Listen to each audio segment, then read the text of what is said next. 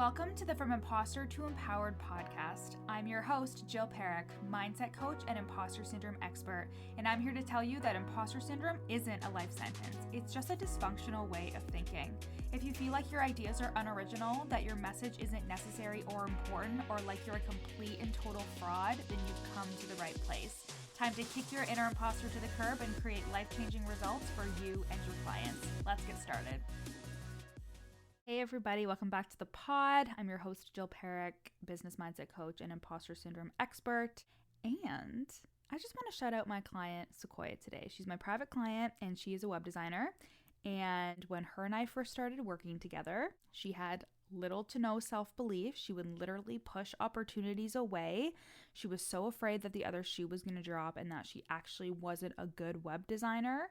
I actually talked about that in an email during the Worthy Woman Method launch a couple weeks ago, in which I was like, sometimes there's that overarching belief that's lingering behind everything else that is, what if I'm actually not good enough? Like, what if I'm actually not a good coach? So I'll talk about that in a different episode, but I believe that that feeling or that thought can linger for a very long time, even when you're seeing the success. But that's not what this episode is about today, but it's just something to mention. So she had a lot of thoughts and beliefs about herself that were really sabotaging her success. And since then, since only a couple of months ago, she has created so much money in her business. She literally said to me the other day, she was like, I can't believe how easily money is coming in. She is feeling so much better. She is making moves in her business. She's simplifying her offers and she is selling consistently. I'm always like, girl, you just show up and fucking sell. I'm so impressed with you, because sometimes that's a really huge hurdle for clients and everybody is different. So don't beat yourself up if it's hard for you to show up and sell, but that is something that she has always been able to do. So it was really just amplified when we got clear on her offers and got clear on her belief about herself and started changing the thoughts that she was having. And I'm just so proud of her in only a couple of months, and she just feels so much better. There's still so much more exciting work to be done, but just in such a short time, she has come so fucking far. And yeah, she literally said to me, I can't believe how easy that sale was. I can't believe how easily I am bringing money in.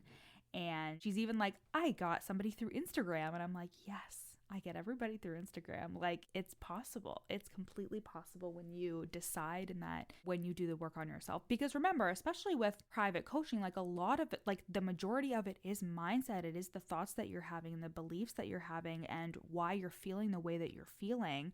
And it all bleeds into your strategy. It all is where your strategy actually comes from, is within your brain and from what you believe is possible for you. And she is evidence of that. So if you are like, dude, I need this, if you are wanting to scale into 6 figures and beyond, my private coaching is available. I have 2 spots available, and you can go to the link in my show notes and book a free sales call with me and see if we're a good fit. I actually want to tell a story that is related to Sequoia, because I had a thought of a podcast episode, probably going to be short and sweet, about what it costs to not have belief in yourself, like what it actually costs. Because Sequoia came to me, and as we began to work on her self-belief, something that she was hitting up against was when somebody would reach out to her in terms of her services and would inquire, she would immediately have this feeling like, it's not me, like I'm not good enough. Somebody else needs to do this job. She would refer them to other people. She would try to talk them down to a lower price, or she would tell herself in the moment, oh, I can offer a discount, or I can do this at a lower price. And even though she was having the thoughts of, I need to make more money, I want to increase my income, the actual actions that she was taking was proving the opposite of that. So she had a ton of incongruencies in terms of the goals that she had set for herself and where she wanted to go and what she was actually doing inside of her business. And that comes down to the thoughts that you're having and what you believe about yourself, about your capabilities, about your service in general, and about what is possible for you. So she was self-sabotaging a ton by by pushing people away, pushing opportunities away, and not taking action on what she was saying that she actually wanted. So we were able to identify a lot of those incongruencies within our first couple of sessions in terms of what she was saying she wanted and what she was actually doing in terms of her actions. And those were very easily cleaned up within the first couple of sessions. And as I've said, she has now people reaching out to her, and then she's thinking to herself, why do I feel the need to push them away? Why do I feel the need to tell them I'll do it at a reduced rate? Why do I feel awkward or nervous about charging a little bit more?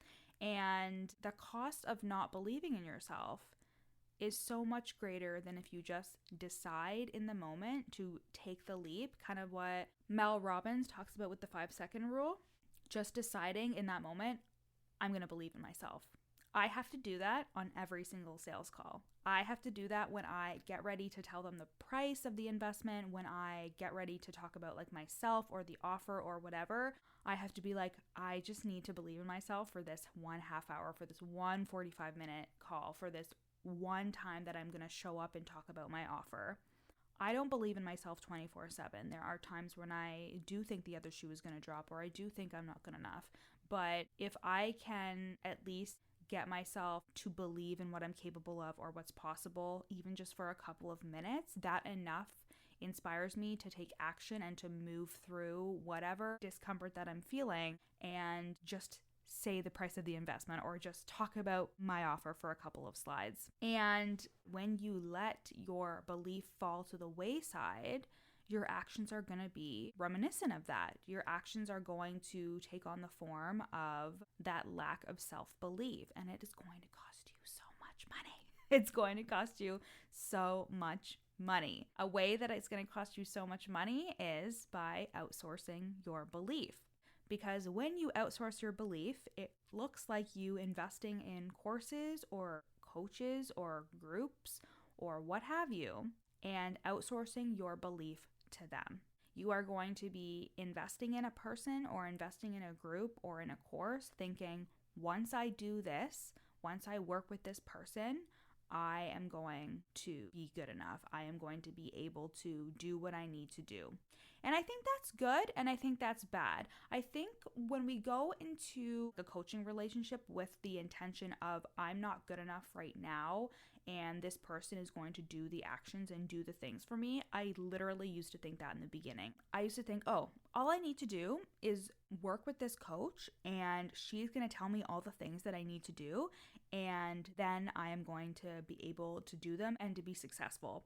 I thought that there was a secret, like a signature sauce that I would know and then I'd be good, I'd be Gucci. But what I realized was like I had to believe in myself first. And even if that was through working with that coach, I still wasn't expecting to do the work on myself. I wasn't expecting to do the inner work and for it to be hard and for me to look at those thoughts and beliefs that I never really questioned before. I just thought, oh, this person is going to give me strategy, tell me to do this, and then I'm just going to be able to have the success that she has. That was a very early part of me, like very early in my business when I started to invest. And that alone, those thoughts of I'm not good enough on my own, I shouldn't have belief in myself, just because that has cost me so much money. Because again, we've talked about certifications on this podcast before, and I think it's your intention behind every certification that you get. If you are thinking to yourself, this is going to make me good enough and this is going to help me sell, then those aren't good intentions to get that certification. But if it's, this is going to enrich my education, this is going to help me help my clients more, this is going to be so good for myself and for my business and to help me grow, then of course you should get a certification. Of course you should expand on your skills and build your skill set. But I said this in an email.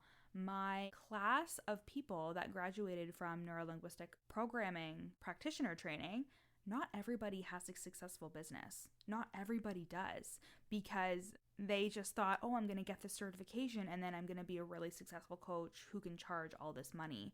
When in reality, it was you have to take action on those things. You have to do the work on yourself. And there are a lot of people that invest a ton into all these certifications and these courses to really just come out of it on the other side being like, so I still have to believe in myself? Like, it's still not going to work if I don't believe in my capabilities, in the fact that I am worthy and good enough, in the fact that it is all working out for me, and the fact that I'm not some special snowflake that has all these reasons as to why it can't happen for her. You really have to build up those thoughts first.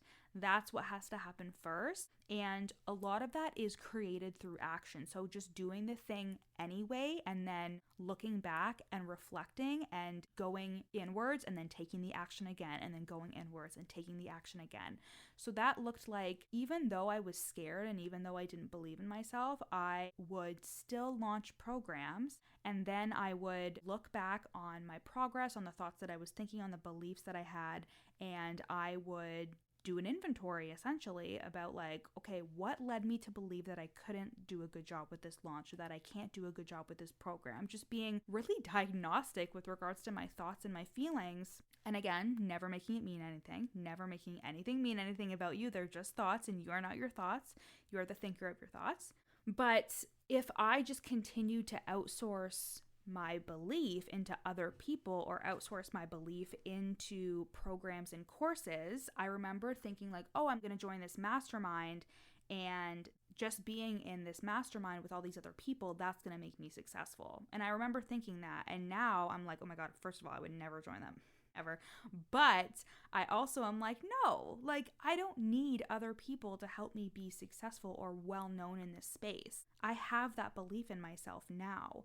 So I want you to pay attention to, if you are outsourcing all of your belief into another person, or into a certification, or into a tool that you have access to, or into your education at all. I know that when I get on the call with somebody, yeah, I have certifications and I have a ton of education and experience, and that's what they're paying for when they work with me. But then it's just me and them on the call. Just me and them, and me paying attention to the things that they're saying, listening, holding space, offering them a different perspective, coaching them through things that they're experiencing, and essentially being that guide and being that mentor, that caboose on the end of the train, pushing them forward, because you're not special. You're not a special snowflake that this inner work or the belief work or the thought work isn't going to work for you. It is, if you decide that it is going to work for you. And if you have been avoiding doing the work on yourself, then it's going to catch up to you. It's going to catch up to you eventually. No matter how much money you make, it's going to catch up to you eventually. I remember seeing a post from somebody in a really big company, and she said that she didn't hire a coach until she hit 7 figures. And I just thought that was so shitty for her to say, even if it was true, because I was just like, you literally are a coach. Like your company is contingent on that. Like that's its basic premise. And you have to practice what you preach. And even if you're a service provider and you're listening to this too, it's still important to get coaching and to work on yourself and work on those thoughts and beliefs, because they are what drives you every single day. They are what creates your programs. They are what creates your goals. They are what is pushing you forward. And it is goddamn expensive when you don't believe in yourself, because you are going to look to everyone else to tell you the answer. You're going to look to everything else to tell you the secret. And instead of realizing that the only secret there is to continuously work on yourself and do the inner work and go inward and process your emotions and lean into possibility instead of probability, like we talked about last week. And I think my client Sequoia is such a great example of this, that she was literally pushing away money. She was contemplating even working with a coach in general. She had worked with other coaches before, which actually scared me a little bit, because I was like, oh shit, she's worked with a self-confidence coach before and stuff like that, and it still didn't work, quote unquote. And it's just evidence that when you work from the ground up, when you work on your self-belief, Of course, you could say, what? It's just so easy for her to say, yes, I'll take this opportunity. But she had so many experiences, like childhood experiences and wounds and beliefs about herself and beliefs about her capabilities and what was good and what was bad, that it literally stopped her from saying, yes, I'll take on this job. Or it literally compelled her to say, I'll refer you to somebody else. And that is what little self-belief that she had. Self-sabotage is a real thing when you don't believe in yourself. So that's my quick little lesson for you guys today on what it costs to not have self-belief. And I want you to really examine and reflect on the things that you may have done or not taken action on or self-sabotaged because you didn't have that belief in yourself.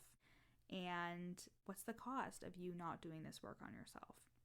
So again, I have private coaching spots open. I have 2 of them open, so you can go into the link in my show notes and apply to book a free sales call, and then we will see if we are a good fit. We will work together for 6 months, 3 calls a month with an implementation week, and you will also have access to me via Voxer, which is a messaging and voice app.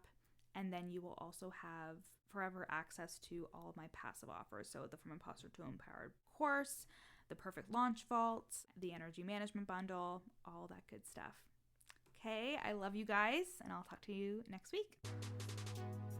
Thanks so much for listening to the From Imposter to Empowered podcast. Check out the show notes to get started on your free 3-day challenge to overcome your inner imposter. Once you're done listening today, screenshot this episode and share it to your Instagram story, tagging me at YourCoachJill so I can share it on my page. See you next time.